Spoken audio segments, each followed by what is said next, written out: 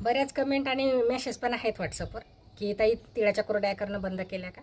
तर सुरुवातीला जेव्हा मी व्हिडिओ टाकला तेव्हा असं वाटलं होतं मला की थोड्याफार ऑर्डर येतील, ज्यांना समजा खूपच आवड आहे अशा.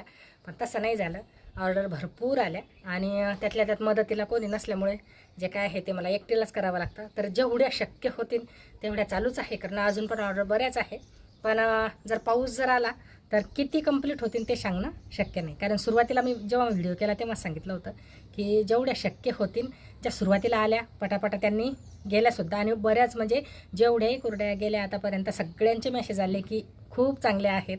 आणि त्याच्याचमुळे असं समजलं की नाही खरंच आपला पदार्थ सगळ्यांना आवडत आहे. तर आणखीन उल्हास तो करायचा.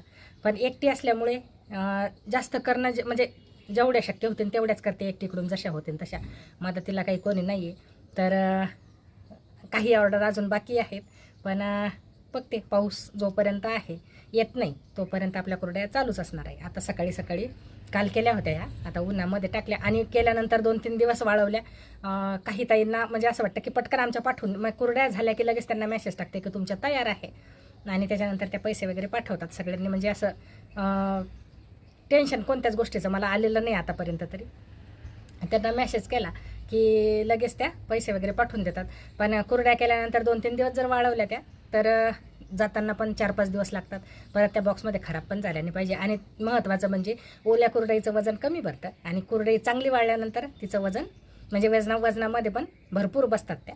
तर त्याच्यामुळे चांगल्या 3-4 दिवस कडक उन्हामध्ये वाळवल्यानंतरच ती कुरडई बॉक्समध्ये टाकते मी. त्याची तशी काही टाकत नसते. अजून पण बऱ्याच ताईच्या बाकी आहेत ऑर्डर.